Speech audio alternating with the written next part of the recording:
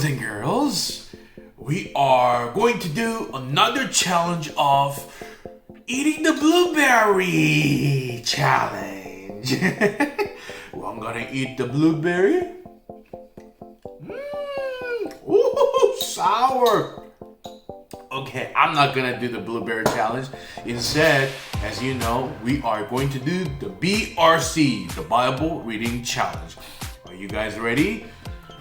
If you have the Bible right in front of you, please pull it out, open it up to the Gospel of Matthew chapter 9. We're gonna read along together with Pastor Joon. Let's do it. Jesus forgives and heals a paralyzed man. Jesus stepped into a boat, crossed over, and came to his own town. Some men brought to him a paralyzed man lying on a mat. When Jesus saw their faith, he said to the man, "Take heart, son, your sins are forgiven." At this, some of the teachers of the law said to themselves, "This fellow is blaspheming." Knowing their thoughts, Jesus said, "Why do you entertain evil thoughts in your hearts? Which is easier to say, 'Your sins are forgiven,' or to say, 'Get up and walk'? But I want you to know that the Son of Man has authority on earth to forgive sins." So he said to the paralyzed man, "Get up, take your mat, and go home." Then the man got up and went home.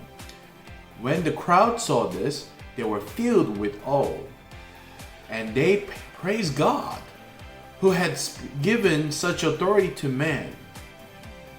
The calling of Matthew. As Jesus went on from there, he saw a man named Matthew sitting at the tax collector's booth. "Follow me," he told him, and Matthew got up and followed him. While Jesus was having dinner at Matthew's house, many tax collectors and sinners came and ate with him and his disciples. When the Pharisees saw this, they asked his disciples, "Why does your teacher eat with tax collectors and sinners?" On hearing this, Jesus said, "It is not the healthy who need doctor, but the sick. But go and learn what this means. I desire mercy, not sacrifice, for I have not come to call the righteous, but sinners." Jesus questioned about fasting. Then John's disciple came and asked him, "How is it that we and the Pharisees fast often, but your disciples do not fast?" Jesus answered, "How can the guests of the bridegroom mourn while he is with them? The time will come when the bridegroom will be taken from them. Then they will fast. No one sews a patch of unshrunk cloth on an old garment, for the patch will pull away from the garment, making the tear worse. Neither do people pour new wine into old wineskins. If they do, the skins will burst. The wine will run out and the wineskins will be ruined. No, they pour new wine into new wineskins, and both are preserved." Jesus raises a dead girl and heals a sick woman. While he was saying this, a synagogue leader came and knelt before him and said, "My daughter has just died, but come and put your hand on her and she will live." Jesus got up and went with him, and so did his disciples. Just then, a woman who had been subject to bleeding for 12 years came up behind him and touched the edge of his cloak. She said to herself, "If I only touch his cloak, I will be healed." Jesus turned and saw her. "Take heart, daughter," he said. "Your faith has healed you." And the woman was healed at that moment. When Jesus entered the synagogue leader's house and saw the noisy crowd and people playing pipes, he said, "Go away, the girl is not dead but asleep." But they laughed at him. After the crowd had been put outside, he went in and took the girl by the hand, and she got up. News of this spread through all the region. Jesus heals the blind and the mute. As Jesus went on from there, two blind men followed him, calling out, "Have mercy on us, Son of David!" When he had gone indoors, the blind man came to him and he asked them, "Do you believe that I am able to do this?"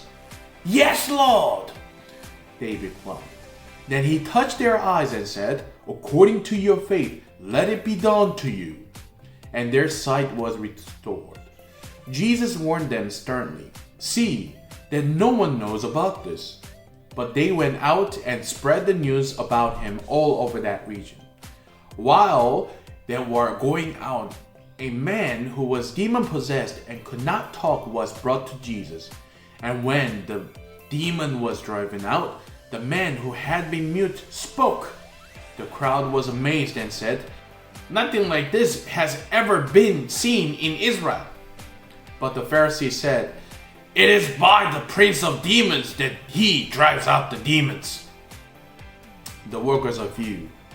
Jesus went through all the towns and villages, teaching in their synagogues, proclaiming the good news of the kingdom, and healing every disease and sickness.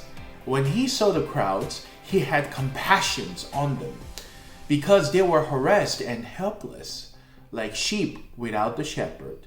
Then he said to his disciples, "The harvest is plentiful, but the workers are few. Ask the Lord of the harvest, therefore, to send out workers into his harvest field." Woo, boys and girls. We just finished chapter 9. Great job. And we're going to have another day tomorrow to read. And it's going to be the Gospel of Matthew chapter 10. I hope you're ready for tomorrow, okay? And tomorrow is also the Good Friday. And I want you to prepare your heart for the Good Friday. It is the day they remember the Jesus' death on the cross, okay? All right. Bye-bye.